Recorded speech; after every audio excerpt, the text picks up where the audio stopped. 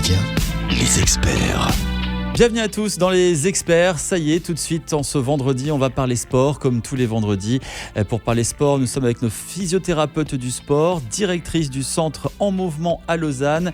Elle y connaît un rayon en ce qui concerne le sport. C'est Véronique Lugrin qui est avec nous. Bonjour Véronique. Bonjour. Véronique, on va parler aujourd'hui d'ultra-endurance. L'ultra-endurance qui attire de plus en plus de monde, surtout les jeunes. Mais qu'est-ce qui pousse les athlètes à se lancer dans ces épreuves extrêmes ? Alors, on va faire un petit zoom sur l'ultra-endurance. Tout d'abord, concrètement, qu'est-ce que l'ultra-endurance ? L'ultra-endurance, ça veut dire enchaîner les épreuves d'endurance pour qu'elles durent le plus longtemps possible.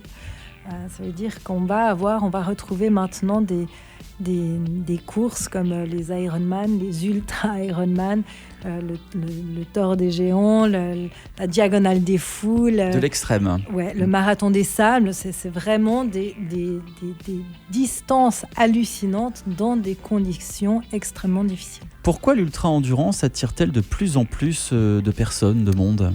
C'est une bonne question, mais c'est en effet une tendance qu'on observe maintenant, c'est qu'il y a de plus en plus de personnes qui vont aller chercher à repousser leurs limites, c'est un peu montrer aux autres, à se convaincre de leur non-vulnérabilité, de ce côté un petit peu héroïque comme ça,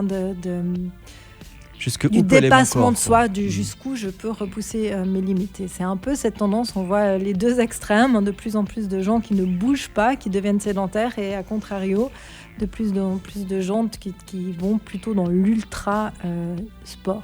Alors justement, l'ultra-endurance, ça demande une préparation encore plus intense que du sport classique ? Alors vraiment, oui, et ça, on voit aussi que ces tendances ultra amènent de plus en plus de déviance en termes de blessures, en termes de comportement à risque alimentaire, en termes de bigorexie. La bigorexie. Qu'on en avait déjà parlé.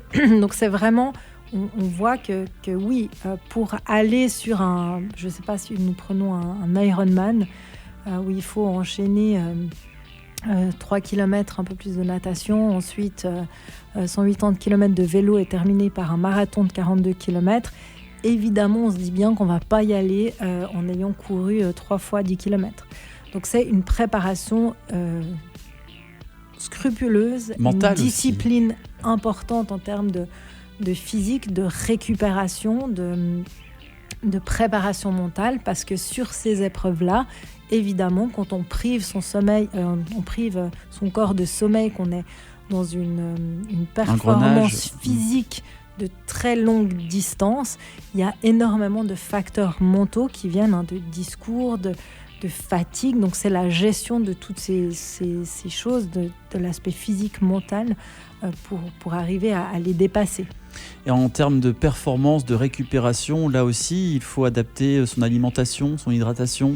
Alors tout au long de la course, ça c'est vraiment quand on veut se lancer, et ça c'est mon petit message, si on veut se lancer dans des ultras, que ce soit des trails, des Ironman, tout ce qu'on veut, vraiment faites-vous accompagner par des professionnels, parce que oui, on va aller travailler avec un diététicien nutritionniste sur la récupération. Qu'est-ce qu'on veut s'alimenter pendant l'effort intense, parce que ça fait des changements physiologiques, et on sait que pendant l'effort, on va avoir des troubles gastro-intestinaux, on va avoir des problèmes de digestion, et il faut absolument avoir suffisamment d'énergie pour pas aller puiser dans ses muscles et se blesser, parce que le risque, c'est vraiment la blessure. D'autant plus important le risque. Donc il faut se faire accompagner sur l'aspect alimentaire, sur l'aspect préparation physique. Ça, c'est vraiment les 2 points où il faut absolument se faire accompagner par des professionnels pour éviter d'aller puiser dans ses ressources, de se blesser ou voire grave, d'aller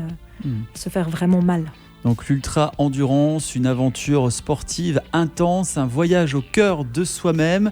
Si on aime repousser ses limites, c'est un petit peu vers ce type de sport qu'il faut se diriger. Encore une fois, ça demande énormément de préparation.